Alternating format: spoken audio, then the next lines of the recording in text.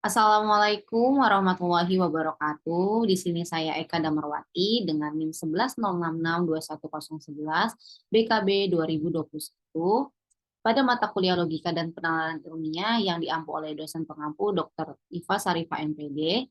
Saya akan memaparkan diseminasi hasil penelitian saya mengenai pengaruh negatif ego mekanisme dalam kehidupan. Pada bab 1 yang saya akan bahas mengenai latar belakang. Di dalam latar belakang ini saya membahas di dalam setiap diri individu pasti memiliki mekanisme pertahanan ego atau biasa disebut ego mekanisme. Ego mekanisme ialah suatu cara seseorang untuk melindungi dirinya dari suatu keadaan, di mana berkaitan dengan adaptasi psikologis. Ada banyak bentuk mekanisme pertahanan ego, tetapi di sini yang saya akan bahas ialah denial atau penyangkalan. Di dalam kehidupan manusia, pasti seringkali nih kita melakukan denial atau penyangkalan, baik dilakukan secara sadar maupun tidak, baik pada permasalahan besar maupun permasalahan yang kecil. Seringnya individu melakukan penyangkalan dalam kehidupan dan tanpa disadari memberikan dampak negatif untuk kehidupan kita. Urgensi dan tujuan pada penelitian kali ini, yang pertama urgensinya itu memberikan pemahaman apa sebenarnya self mechanism. Yang kedua, memberikan gambaran bentuk-bentuk dampak negatif dari denial yang berlebihan. Tujuannya itu memberikan pemahaman dan gambaran dampak negatif self mechanism denial yang berlebihan. Manfaat pada penelitian kali ini yang pertama itu menambah wawasan yang lebih luas mengenai mekanisme denial, self mechanism denial. Yang kedua, memberikan gambaran secara nyata dampak self mechanism denial. Yang ketiga, dapat merefleksikan pada diri sendiri bahwa self mechanism itu memang penting, tetapi jika berlebihan akan memberikan dampak yang kurang baik atau dampak negatif untuk diri kita sendiri. Selanjutnya, pada bab 2 ini ada teori. Teori ini saya ambil dari beberapa jurnal dan buku. Dalam setiap diri individu pasti memiliki mekanisme dalam mempertahankan kehidupannya. Mekanisme atau ego mekanisme ini merupakan suatu cara seseorang dalam mengatasi sebuah kecemasan karena adanya dorongan atau keinginan dalam diri yang tidak terpenuhi menurut Lubis pada tahun 2011.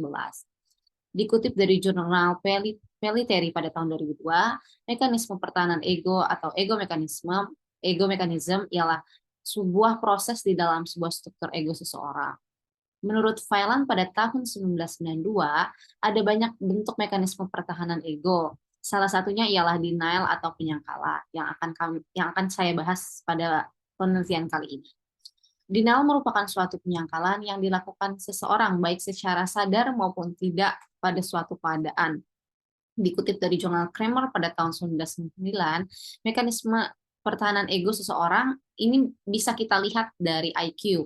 Karena tingkat ego seseorang itu beragam berdasarkan fungsi tingkat IQ yang dimilikinya. Metodologi penelitian pada kali ini saya gunakan ialah kualitatif dengan melakukan wawancara baik secara langsung maupun virtual dengan interviewee yang terdapat 5 pokok pertanyaan. Pada hasil penelitian, dari penelitian yang saya lakukan melalui wawancara dengan interviewee melibatkan 5 pertanyaan. Pertanyaan itu secara garis besar itu mengenai apa yang mereka ketahui tentang denial, apakah mereka pernah merasakan denial, apakah dampak yang mereka rasakan dari denial, apakah mereka merasa lega atau tidak setelah melakukan denial. Baik, wawancara ini dilakukan baik secara langsung maupun virtual, menghasilkan 3 pokok secara garis besar.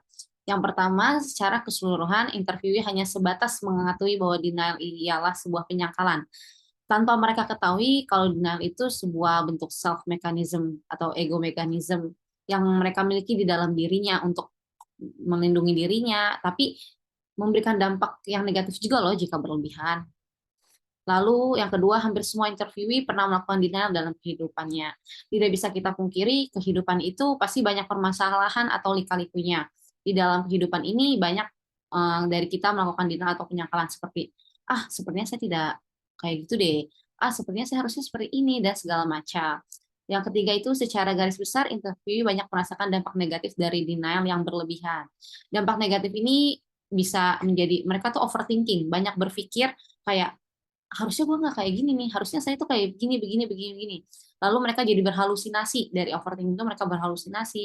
Lalu karena denial ini mereka tuh jadi sering berbohong sama dirinya sendiri atau orang-orang di sekitarnya. Mereka tidak bisa jujur atas apa yang mereka rasakan. Oke, mungkin itu saja yang bisa saya sampaikan. Kurang lebihnya mohon maaf. Wassalamualaikum warahmatullahi wabarakatuh.